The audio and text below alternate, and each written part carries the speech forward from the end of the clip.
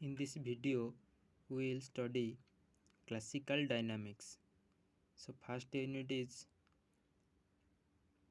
classical dynamics or classical mechanics, in which we study generalized coordinates and velocities, generalized force, principle of virtual work, derivation of Lagrangian equation of motion from D'Alembert principle, and Lagrangian equation and its application to simple, compound and double pendulum.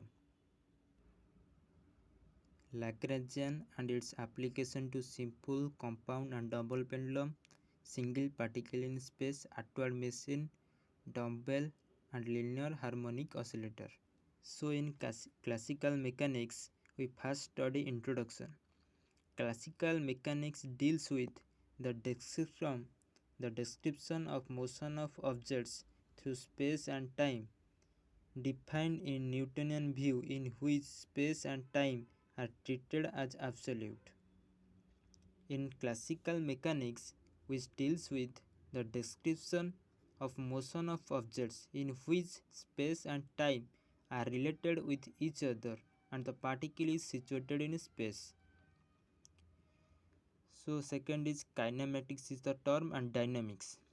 Kinematics is the branch of mechanics which deals with the description of motion. That means kinematics describe the description of motion of objects. But in dynamics, we deal with the cause of motion of objects in terms of equation of motion involving force. That means dynamics describe the cause of motion of objects. Then mechanics of a particle. A particle is a body whose dimension can be negligible while describing its motion. A particle is a body whose dimension is negligible or very small while describing its motion. Particle is like a point or an object or a finite size body whose dimensions are negligible. Then we study from Newton's second law of motion. We know the rate of change of momentum of a particle is directly proportional to external force and is in the direction of the applied force. Let P be the linear momentum of the particle, which can be described by product of the mass and velocity. So P is equal to mv. We can write V is equal to dr vector, V vector is equal to dr vector by dt is equal to r vector dot is the velocity of the particle. Then from law of conservation of linear momentum of the particle, we can study from the relation f vector is equal to dp vector by dt from the Newton's second law of motion. If no external force acts on the particle is 0, that means f is equal to 0, then dp by dt equal to 0.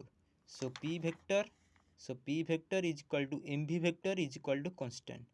So the law of conservation for linear momentum states that in the absence of any external force, the linear momentum of the particle remains constant, or linear momentum of the particle is conserved. That means if there is no external force exist on the system, then the total momentum of the system or particle is constant, or the linear momentum of the particle is conserved. Then law of conservation for angular momentum of a particle. Let the angular momentum of the particle L vector about origin O is represented by L vector is equal to R vector cross P vector, where R vector is the position vector of the particle and P vector is the linear momentum of the particle. We know P vector is equal to mv vector. But the rate of change of angular momentum of a particle is known as torque.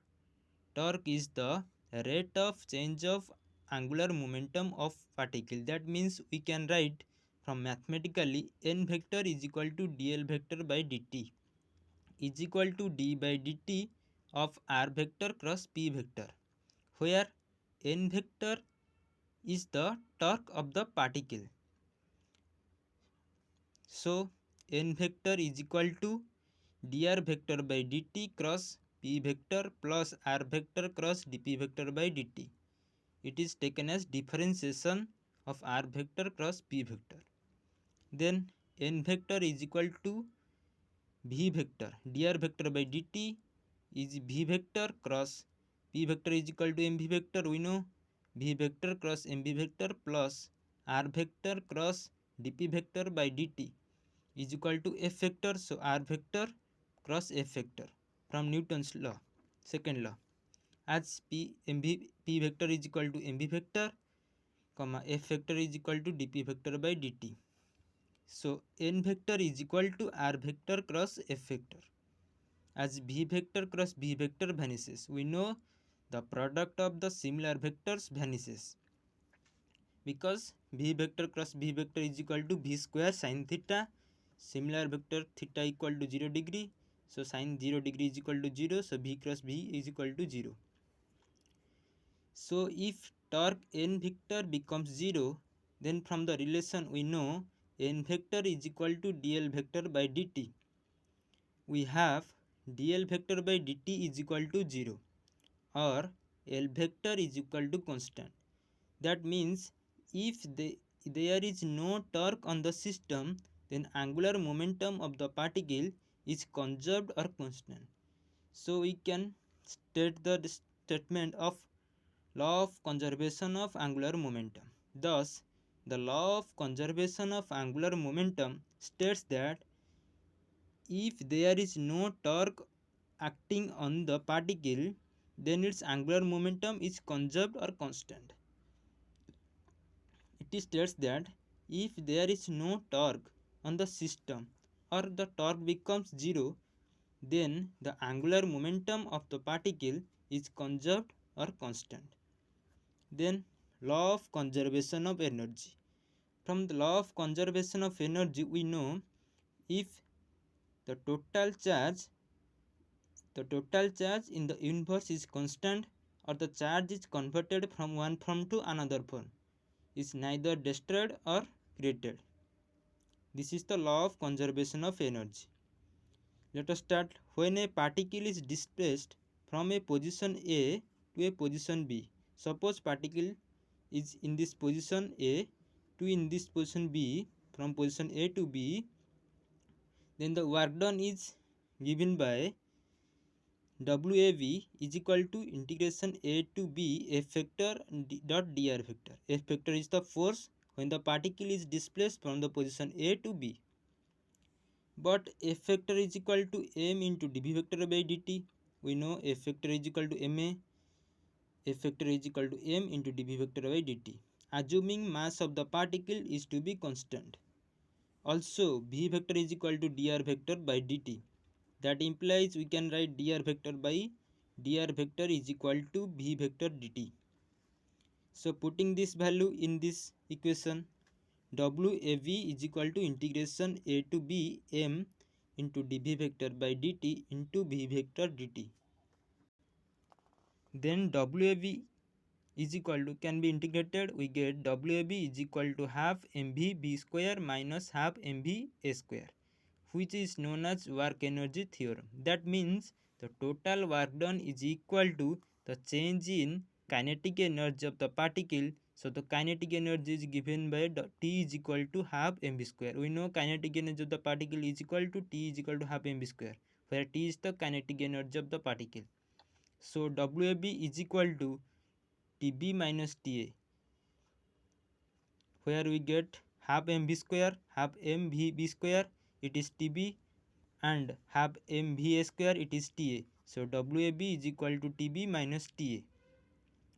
So when we consider for a conservative system, or a